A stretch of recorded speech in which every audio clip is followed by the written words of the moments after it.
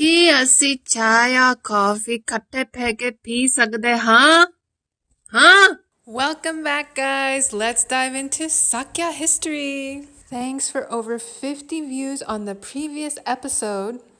We discussed the conflict between a pönchen and the Pagpa Sakya Lama. So according to Wikipedia, the Mongols set up a government agency department known as the Bureau of Buddhist and Tibetan Affairs in Khan Balik, also known as Beijing, that supervised Buddhist monks in addition to managing the territory of Tibet. One of the department's purpose was to select a pönchen, pönchen, to govern Tibet when the Sakya Lama was away. At that time, it was Pagpa. However, there was some rumors, according to Dr. Sam van Schaik, that the pönchen actually poisoned the Sakya Lama.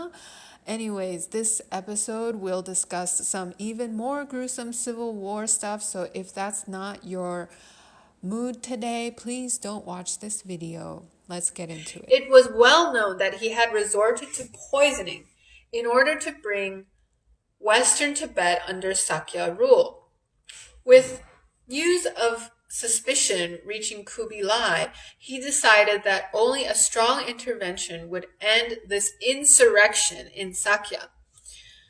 Hence, he sent an army of 7,000 soldiers which captured the former chief administrator and his cronies and put them to death. But while there was now relative peace within the walls of Sakya, it was a different matter elsewhere. As Pagpa's nephew traveled to the Mongol capital to take up the role of imperial preceptor, the Drikung and their Mongol supporters were agitating once again. In 1285, they completely destroyed a Sakya monastery and killed the abbot. A few years later, the situation degenerated into all-out civil war. By 1290, Kublai was forced to act again. The combined army of Mongols and Tibetans reached on western Tibet, killing thousands of Western Mongols. It is said that Kublai's troop cut off the ears of the dead troops and carried them in donkey carts. When the ears began to smell, they were placed in a stone enclosure on a dry and rocky plain. After a while, they dried out and ceased to smell, and the place became known as the stone enclosure of the ears.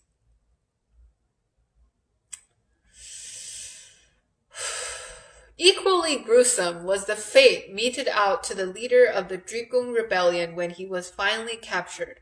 Drikung Monastery having been burned down and most of its monks killed.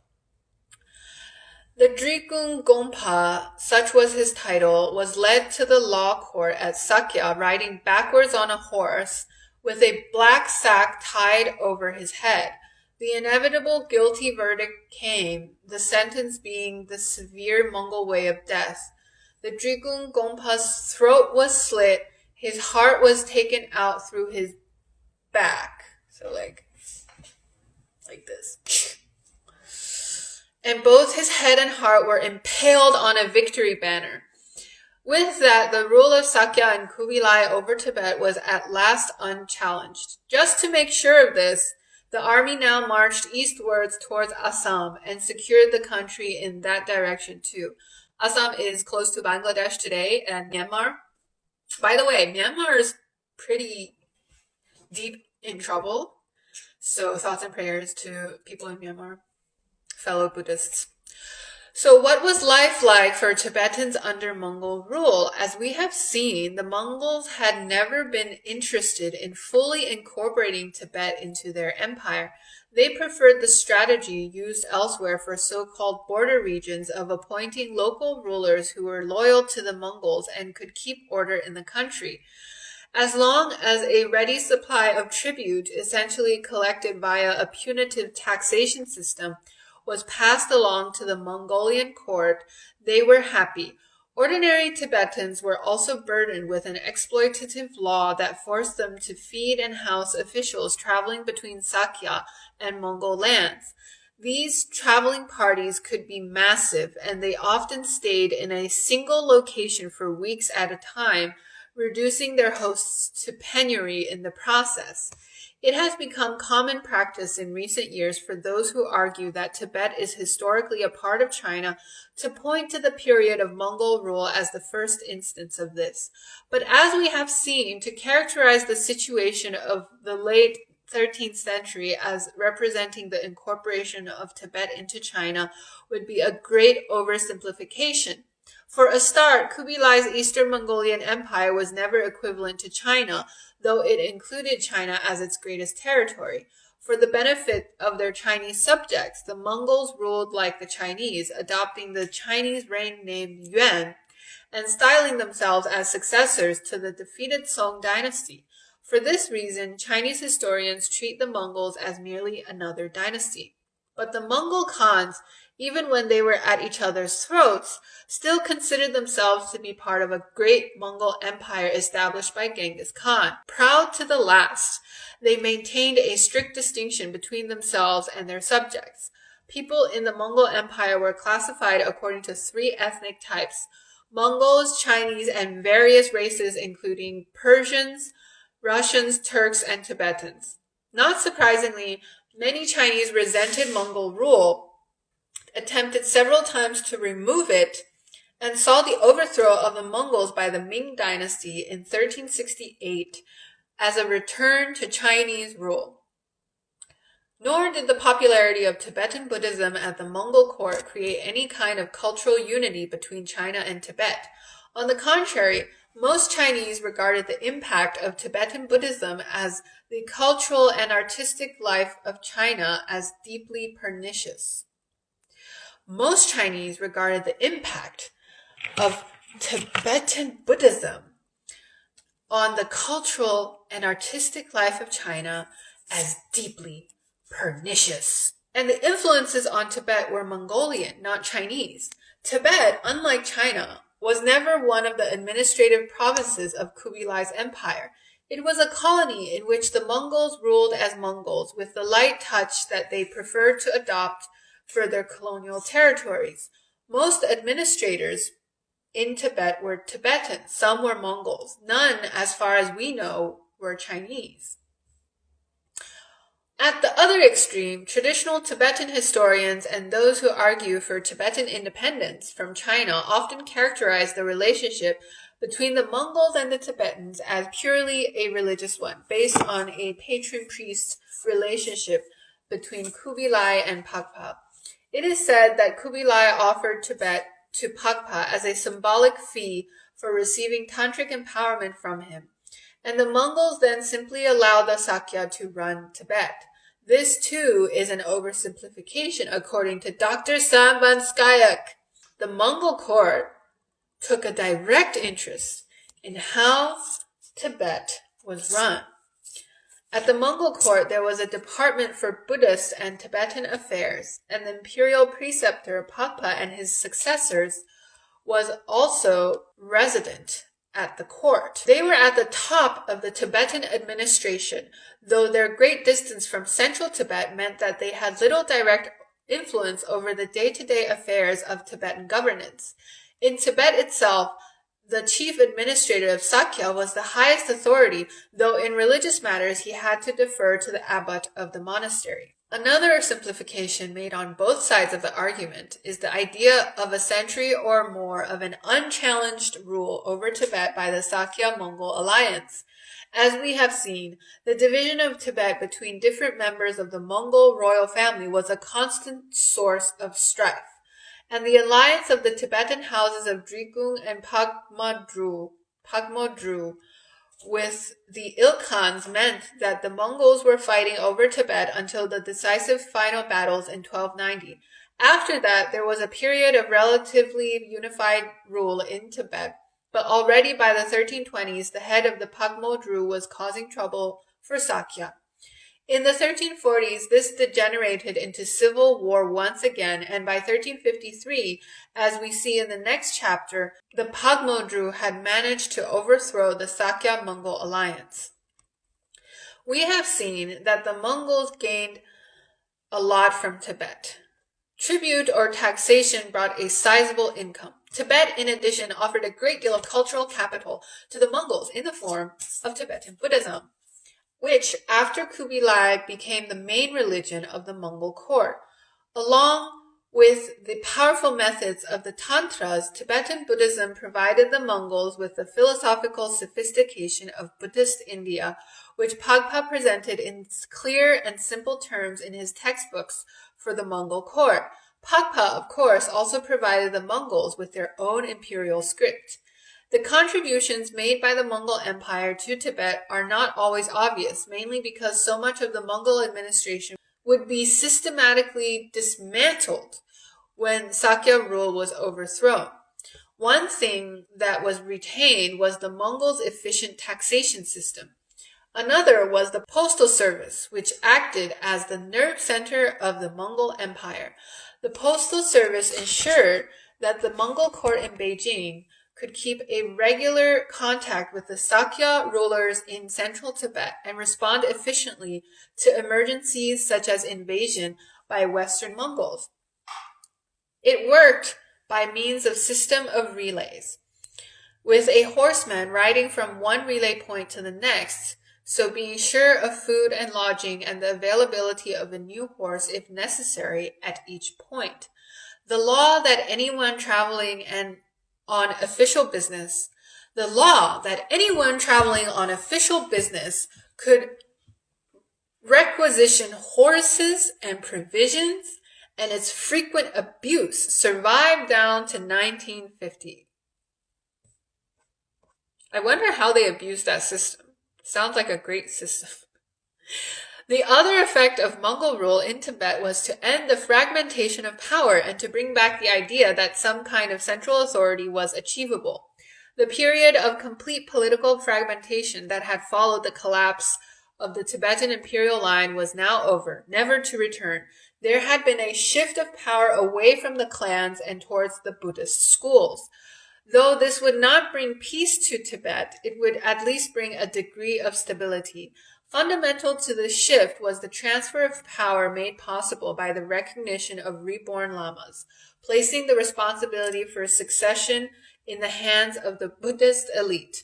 The aristocracy would continue to rule Tibet, but from now on this would happen from within the Buddhist establishment.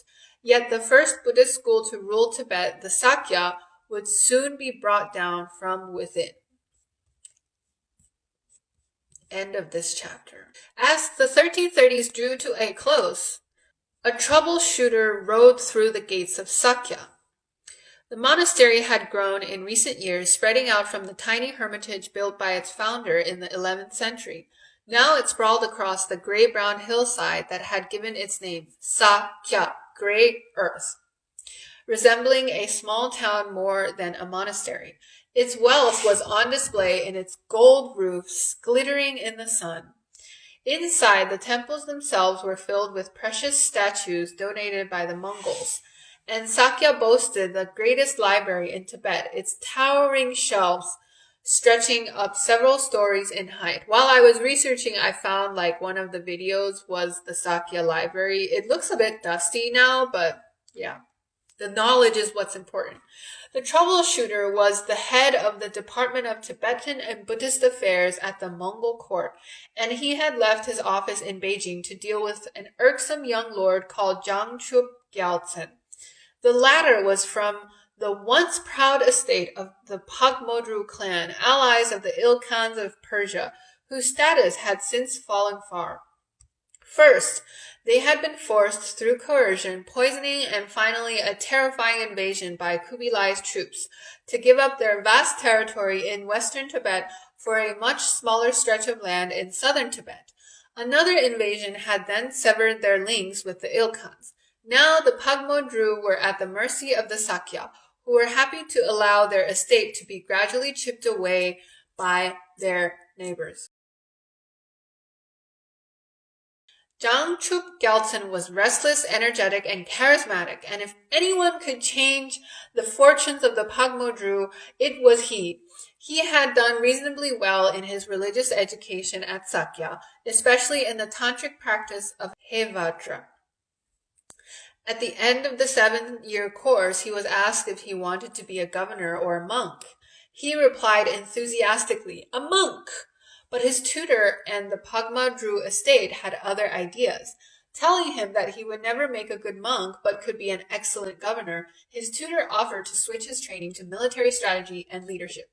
Jangchub Gyaltsen learned that to govern, he must learn to serve, and that to direct people in their work, he must be able to do the work himself. Sounds like the sick people of India. So his new studies involved cooking, gathering wood, and tending horses and cattle. He was placed among children from humble backgrounds and came to enjoy their company more than that of his social equals. Then, when Jangchub Gyaltsen was 20, the governor of Phagmodru, who was also his uncle, was dismissed. He had proved so incompetent that he had been tried by the imperial envoys of the Mongol court and stripped of his post. The Phagmodru estate, feeling that Jangchub Gyaltsen was ready, offered him the position. It was a dubious honor. Though the governor of Phagmodru still bore the impressive title of a matriarch, he was very much a poor cousin in Sakya-ruled Tibet. Still, Jangchub Gyaltsen accepted the post, harboring great ambition to restore Phagmodru to its former glory. He gathered around him a group of talented and devoted young men, and immediately started to challenge those who had chipped away at his matriarchy. A particular bone of contention was the estate of Yazang, which had broken away from Phagmodru by tricking Kubilai into writing an edict declaring it an independent matriarchy. Jangchub Gyaltsen took this matter to the court at Sakya, but the Sakya chief administrator was close to the Yazang rulers, and his verdict acknowledged the right of the Phagmodru to the estate, while at the same time tacitly accepting the status quo. But Jangchub Gyaltsen was not one to give up lightly. Consequently, he kept his complaints to the court while simultaneously harassing Yazang with his small and rather ineffective army. Eventually, he managed to provoke the Sakya authorities into sending word to the Mongol court that this annoying upstart needed to be dealt with. The Mongol government head in Tibet decided to deal with the problem personally. He was a Tibetan himself, called Wangzong, and his loyalty to the Mongols was matched by a burning personal ambition. Once he had arrived in Sakya, he quickly went into action. His first move was a trick. He produced a spurious cousin of Jangchub Gyaltsen and insisted that the latter give up his governorship. The Sakya abbot signed a document dismissing Jangchub Gyaltsen and giving the post to this cousin. When Jangchub Gyaltsen refused to be bullied in this way, Wangzong adopted another approach, inviting him to an official banquet. Jangchub Gyaltsen was suspicious, but went anyway, telling his attendants that they were to flee immediately if there were any signs of treachery. Sure enough, Wangzong arrested Jangchub Gyaltsen as soon as he arrived and demanded an explanation as to why he had refused to give up his post. Jangchub Gyaltsen was typically stubborn. He said that he had never before heard of such long-lost relatives. And even if he was genuine, how would he govern better with no experience of politics? It would be, he said, like getting a leg to do the job of a head. Seeing that he would not budge, Wangzong threw Jangchub Gyaltsen into prison, telling him that he would not be released until he gave up his seal of office. For 3 months, Jangchub Gyaltsen was confined and threatened with torture, but still refused to back down. At last, Wangzong let him go.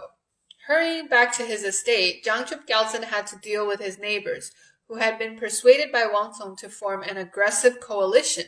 When Phagmodru held up under their attacks, Wangzong turned to trickery again, hatching another plan, this time with the full support of the Sakya chief administrator. An army of Sakya troops marched towards the Phagmodru estate, setting up camp in a local fort. The chief administrator offered mediation between Jangchub Gyaltsen and his neighbors. But when Jangchub Gyaltsen arrived to begin the talks, the fort was surrounded by Sakya soldiers and he was captured. The chief administrator now had Jangchub Gyaltsen bound and whipped 135 times. Still unrepentant, he was next sent to Sakya, where he was subjected to public humiliations, such as being led through the streets seated facing backwards on a bullock, local people pelted him with clods of earth. When one of these hit him in the mouth, he said, "Now I eat the mud of Sakya. Soon I will be eating Sakya itself." The Sakya administration had managed to turn a disagreement between local leaders into something much more serious, and thanks to its high-handed treatment of Jangchub Gyaltsen, created its own nemesis. After several months of imprisonment at Sakya, reprieve came from an unexpected direction. Wangzong had returned to the Mongol court, and news had reached Sakya that he was angling for the position of chief administrator. Irked, the current chief administrator offered Jangchub Gyaltsen bail on condition that he return to face trial that year. Of course, Jangchub Gyaltsen had no intention of returning. All of his previous efforts had been made within the legal framework of Sakya rule, but he was now convinced that he would never find justice at Sakya. Instead, he had decided to overthrow Sakya itself. And we will continue in a future episode on what happens next.